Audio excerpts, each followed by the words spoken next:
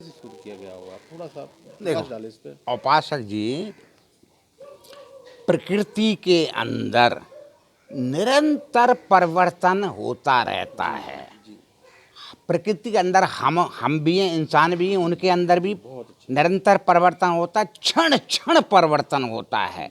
यानी सारा विश्व, सारी प्रकृति परिवर्तनशील है। जी जी, तो इसमें निरंतर जो है खोजें भी चलती रहती हैं, चलती रही हैं, आगे भी यानी कि चलेंगी। खुद पे प्रयोग करते हैं। हाँ, आगे भी चलेंगी। जी जहाँ तक आपने औषधि के मामले में बात रखी, तो जहाँ तक मेरा ज्ञान है तो मैं ये कह सकता हूँ कि ये विभिन्न प्रयोग किए गए, जी, बहुत अच्छे, बहुत अच्छे, बहुत बहुत बढ़िया। विभिन्न प्रयोग किए गए इस प्रकृति के यानी अंदर। जीवों पे किए गए। इंसानों के द्वारा जी बहुत जी विभिन्न प्रयोग किए गए और ये जाना गया कि भाई ये प्रकृति के अंदर ये अमुक जो है पौधा है, अमुक जो है वृक्ष है, इसका जो है कहाँ उपयोग हो सकता है।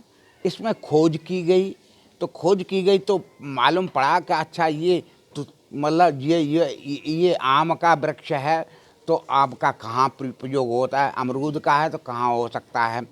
तो इसी तरीके से आयुर्वेद, इसी तरीके से आयुर्वेद जी की रचना हमारे इंसान लोगों ने ही की। और आयुर्वेद में सारी जड़ी बूटियाँ, यानी प्रकृति के अंदर जो वनस्पति है, जी जी, बहुत अच्छे, उसी बहुत से अच्छे। ही उन्होंने प्रयोग कर करके उनका दवाइयों का मतलब ईजाद किया, दवाइयाँ बनाई।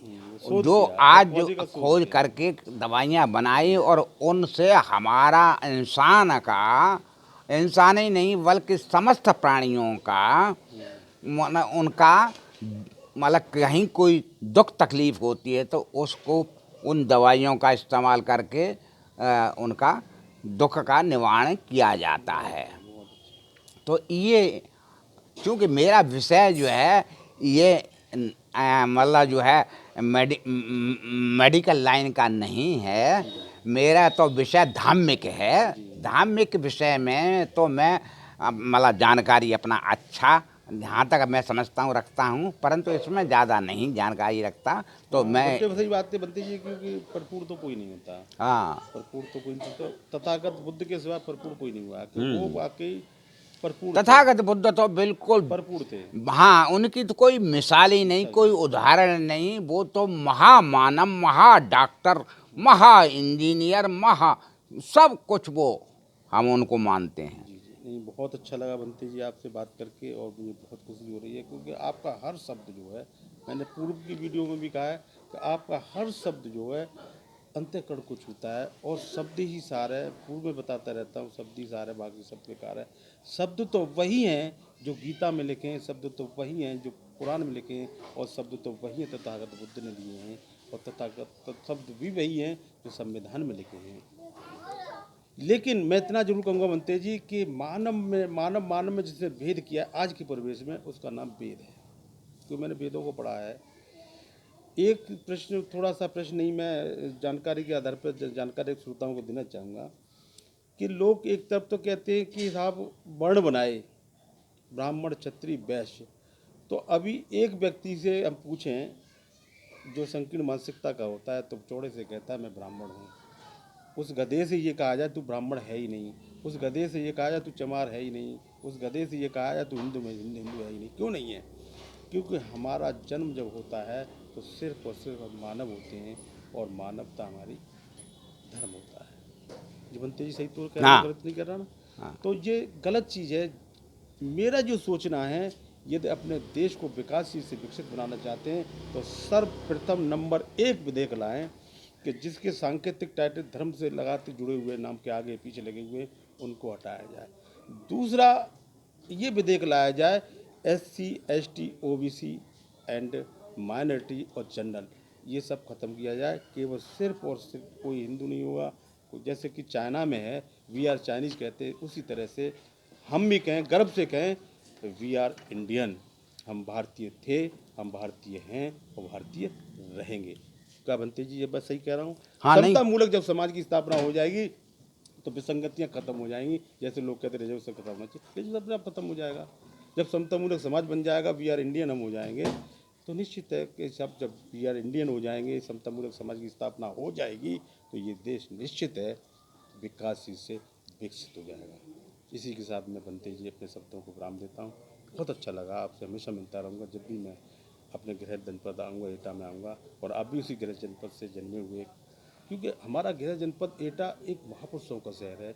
यहाँ पर बात कहें हम, तुलसीदास ने भी जन्म हमारे एटा में लिया था, अमीर खुसरो ने भी एटा में लिया था, और बलबीर सिंह रंग भी यहीं पैदा हुए। तो आज की डेट में जिनको हम मैक्सिमम लोग जिनको मानते हैं, इनके शब्दों को सुनते हैं, जो भोले बाबा कहे जाते हैं, सूरजपाल सिंह और भोले बाबा, उन्होंने भी, यानी कि हमारा एटा जो है महापुरुषों की खान है, ऐसा मेरा सोचना है। अच्छे शब्द मिलते हैं।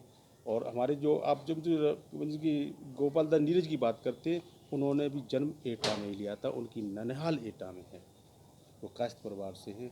तो इसी, और आपने भी देखी जन्म एटा में ही लिया, तो मुझे बहुत खुशी हो रही है कि एटा में एक छोटा सा मोहल्ला है, इसे अम्बेडकर नगर के नाम से जाना जाता है, और यहीं पे मैं पूर्ण अपने शब्दों को काम देता हूँ। एक आपको जी, एक जो बात जो है आपसे अछूती रही है, और वो बहुत ही महत्वपूर्ण और आवश्यक है, जी बताएं। वो यह धम्म से संबंधित, तथागत गौतम बुद्ध से संबंधित एटा का नाम भी सर्वोपर है। शायद आपने सुना हो, जी जी मतलब बैरंजा, जी अतरंजी खेड़ा, जी जी जी सुना है। अतरंजी खेड़ा, या उसको पहले पूर्व नाम उसका बैरंजा है। जी जी तो बैरंजा में राजा बैन का उदय हुआ राज्य था, जी जी और चक्रवर्ती राजा थे। हाँ, वो बहुत ही ईमानदार और सच्चे सत्यवादी राजा थे। जी उनके सानिध्य में वर्षावास किया तथागत गौतम बुद्ध ने, मतलब जो है 516 ईसा पूर्व, लगभग जी लगभग 516 ईसा पूर्व। तो वो बुद्ध धम्म के हिसाब से बैरंजा बहुत ही महत्वपूर्ण नहीं है। नहीं, वो एटा डिस्ट्रिक्ट के थे। वो एटा ही बहुत है। खुशी की बात एटा है। एटा में अचलपुर गांव के पास में ही है मरेची, जी जी उसके पास में है। तो ये बहुत ही अच्छा है। जहाँ तक और लोगों का नाम आपने लिया, तो उसमें एक नाम से हमारा आपके साथ में विरोध है। वो कौन सा नाम है? वो हम नाम, चूँकि उन्होंने समाज में विसंगति पैदा की है, वो नाम बताएं। वो नाम ये है कि जिस समाज में मतलब जो है बोधिसत्व बाबा साहब यानी कि डॉक्टर अम्बेडकर, तुलसीदास तुलसीदास को कहना चाहते हैं ना? बाबा साहब डॉक्टर अम्बेडकर ने मतलब भारतवर्ष के समस्त प्राणियों के लिए एक भारतीय संविधान की रचना दिया, भारतीय संविधान की रचना की, जिसके तहत हर विभाग का कार्य चल जिससे रहा है। लोकतंत्र चल रहा है पूरा, और कंप्लीट लोकतंत्र। पूरा मतलब जब प्रदेश की सरकार हो चाहे देश की सरकार हो, सभी उसी से, देश के संविधान से ही गवर्न है। तो उनसे बढ़ कर के कोई भी नहीं हो यानी कि सकता। आपका कहना ये है कि ये देश न गीता से चलता है, हाँ। न कुरान से चलता है, न बाइबल से चलता है, ये देश चलता है तो सिर्फ संविधान, भारतीय से चलता संविधान से है। चलता और है। संविधान की रचना बौद्ध सत्य डॉक्टर वी आर अम्बेडकर हाँ। ने की थी, जिनको ज्ञान का प्रतीक से जाना जाता है। तो उनके मामले में, बोधिसत्व बाबा साहब डॉक्टर अम्बेडकर के मामले में, इस देश में हर जगह जी जी मतलब उनका नाम लेते हुए जय भीम को का नारा लोगों ने दिया, और मतलब वो एक तरह से दवाई है, जय भीम एक दवाई जहाँ है। दवाई है। बहुत बढ़िया। परंतु कुछ जो है हमारे समाज का अज्ञानी एक पुरुष, जिनको एक ज्ञान नहीं है। एक व्यक्ति हमारे समाज का कुछ इस तरीके के हुआ कि उसने जय भीम से हमारे समाज को मोड़ा, मोड़ा। और वो जो है मनुवादी विचारधारा की तरफ ले गया।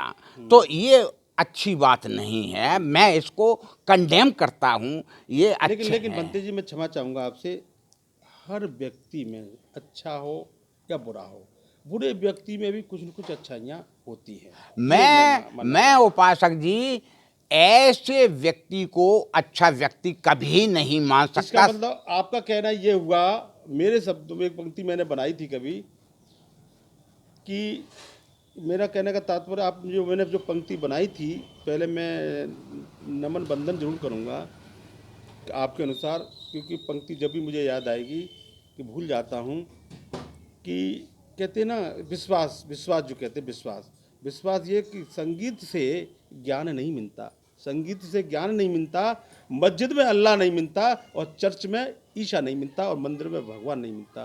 पुनः रिपीट करूंगा, संगीत से ज्ञान नहीं मिलता, मंदिर में भगवान नहीं मिलता।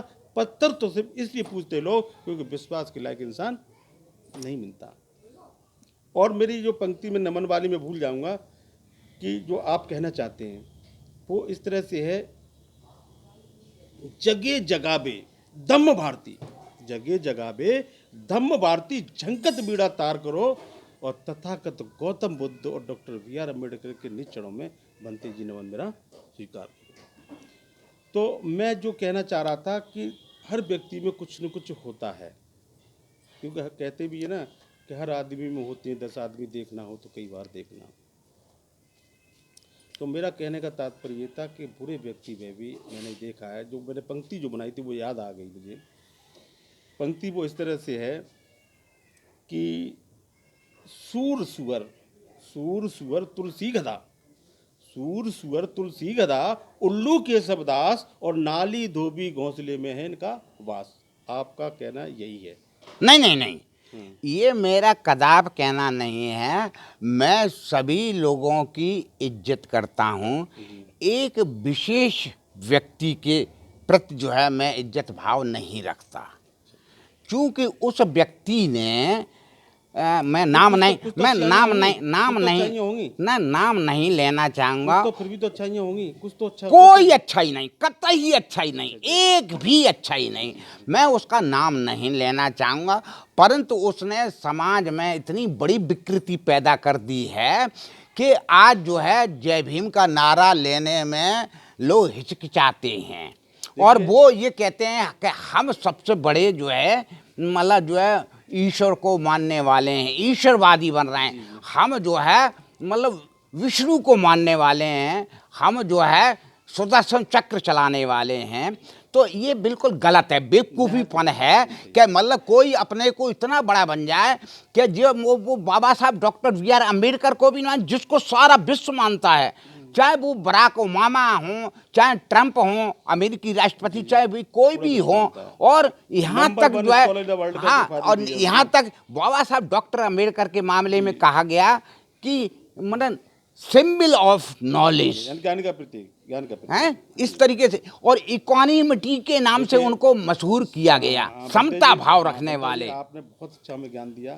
भंते जी का कहना यह है, मैं सूक्ष्म बता देता हूँ, स्पष्ट कर देता हूँ, कोई नाम लेने में कोई गुरेज नहीं है। हर व्यक्ति के अंदर कुछ न कुछ होता है, अच्छा है तो उसके अंदर तो अच्छाइयाँ, बुरा है तो बुरा, लेकिन ये डिपेंड करता है हमारा चश्मा कैसा है, हमने उसके लिए चश्मा कैसा पहना है। जैसे हमने चश्मा, मान लो पत्रकारिता, पहले तो सामने वाला पत्रकारी दिखाई देगा, मैं बोलता भी रहता हूँ, जिस टाइप का चश्मा उससे ज़्यादा हम नहीं देख सकते। तो हमारे भंते जी तथागत बुद्ध को कर्म की बात करते, तो इनका कहना ये है, इन्हें बुरा नहीं कहा, देखिए वो व्यक्ति ऐसे थे जिन्होंने, उनका नाम मैं ले देता हूँ, गोस्वामी तुलसीदास जी। उन्होंने कर्म की बात तो कम की है, लेकिन उन्होंने अंध को ज़्यादा फैलाया है। फैलाया वो कैसे फैलाया, जैसे कहा चींटी के पर नेबर लागे वो भी साफ सुनता है। अरे चींटी के पैर की धमक को साफ सुन लेता है, भगवान सुन लेता है। और 6 साल की बच्ची के साथ बलात्कार हो रहा है, और घट घट में जब भगवान है तो वो भगवान मजे ले रहा है वहाँ, क्यों नहीं उसको रोक रहा? जब चींटी के पैरों की धमक को सुन लेता है, कट्टे से भंते जी को कोई मार देता है, वो आवाज़ नहीं उसको सुनाई देती। तो ये सब अंध है।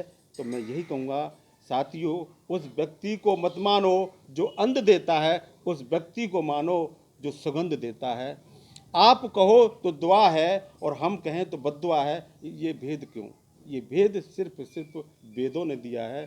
और इसी के साथ भंते जी, मैं कुछ गलत तो नहीं कह रहा, क्योंकि भंते जी हमारे बिल्कुल सत्य बात कह रहे हैं। सत्य की विजय होती है, देर हो सकती है, प्रताड़ित हो सकता है, लेकिन विजय सत्य की होती है।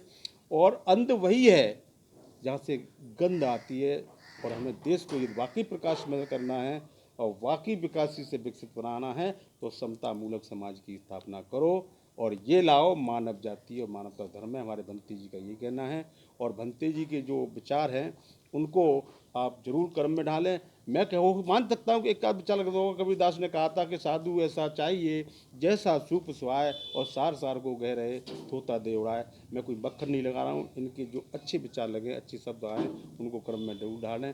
हो सकता है कि इनका एक शब्द भी आपने कर्म में डाल लिया तो आप बहुत ऊंचाइयों को छूने लग जाएं, जिसकी आपने कल्पना की। यहीं पे मैं अपने शब्दों को पूर्ण विराम देता हूँ और भंते जी में पुनः आपको नमन बंदन करता हूँ, अपना शीश झुकाकर बदनामी बदनामी बदनामी। सुखी हों, सुखी हों, सुखी हों। ठीक है।